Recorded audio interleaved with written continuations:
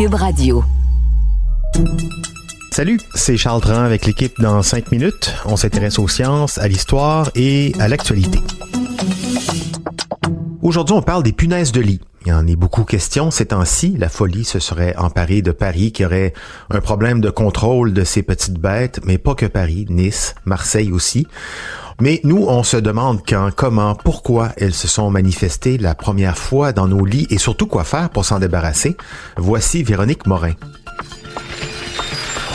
Depuis une vingtaine d'années, il y aurait une résurgence massive au niveau mondial des punaises de lit. Cette résurgence serait généralisée, touchant pratiquement tous les secteurs de la société, depuis les maisons, hôtels et autres lieux publics jusqu'aux immeubles de bureaux, établissements de santé, bibliothèques, transports en commun incluant avions, bateaux de croisière, trains et bus. Disons d'abord que ces insectes, qui se nourrissent uniquement de sang, ne datent pas d'hier. La plus ancienne trace de punaises de lit associée aux humains provient d'un site archéologique égyptien datant d'environ 3550 ans. À l'époque romaine, les punaises de lit étaient aussi répandues et le commerce maritime a certainement contribué à leur propagation mondiale. Si bien qu'au début du 20e siècle, les punaises de lit étaient devenues extrêmement répandues. Historiquement, les options de lutte contre les punaises de lit étaient limitées. La prévention était donc primordiale. Au début des années 1800, les pensions françaises dégageaient une odeur persistante de punaises de lit. Les infestations étaient si graves dans de nombreux petits hôtels de Londres qu'on recommandait aux voyageurs de s'enivrer pour dormir un peu. Cependant, l'introduction du dichlorodiphényl trichloroéthane, le DDT qui est aujourd'hui banni tant il est toxique aussi pour l'humain, et d'autres insecticides organiques synthétiques, à partir du début de 1940, a contribué à réduire les infestations de punaises de lit. Dans les années 1960, les infestations étaient devenues rares dans les pays développés.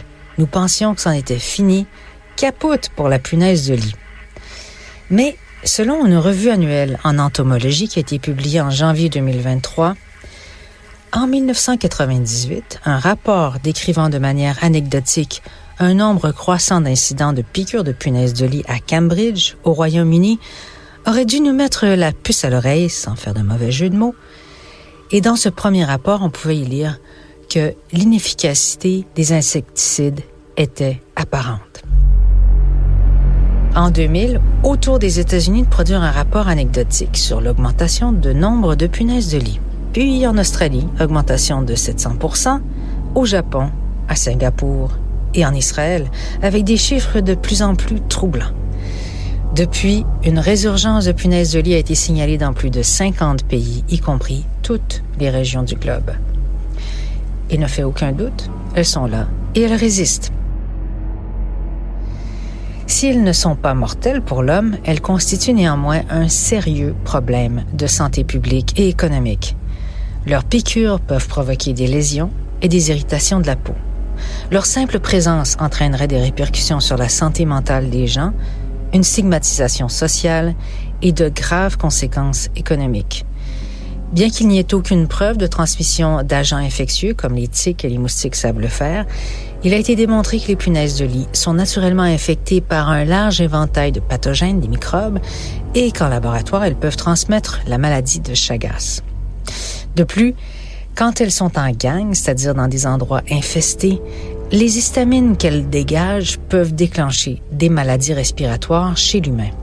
Bref, elles constituent un problème de santé publique majeur et il est souhaitable de s'en débarrasser, ce qui n'est pas une mince affaire. La lutte contre les punaises de lit coûte des milliards de dollars chaque année à l'économie mondiale. Mais pourquoi une résurgence depuis une vingtaine d'années? Toujours selon cette revue scientifique, il est désormais évident que l'évolution de la résistance aux insecticides a joué un rôle hyper important et que l'augmentation des voyages à travers le monde a facilité la dispersion de ces souches résistantes dans le monde entier. À cela s'ajoute une mauvaise lutte antiparasitaire avec des produits inefficaces qui inondent le marché. Le déclin des infestations réussi après la Seconde Guerre mondiale grâce aux insecticides a donc été de courte durée. Il est clair à la lecture de ces multiples rapports qu'il faudra développer d'autres stratégies pour repousser l'expansion de ces insectes dans nos vies. Changer nos façons de faire, miser sur la prudence et la prévention. Oui, ça veut dire vérifier tout, les coins, les raccoins, les crevasses des lits, les chaises sur lesquelles vous vous posez si vous allez en voyage, ou même lorsque vous empruntez les transports en commun, en particulier les trains et les autobus.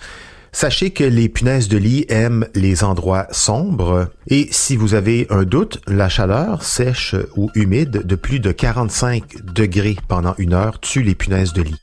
Merci beaucoup Véronique Morin. C'était en 5 minutes.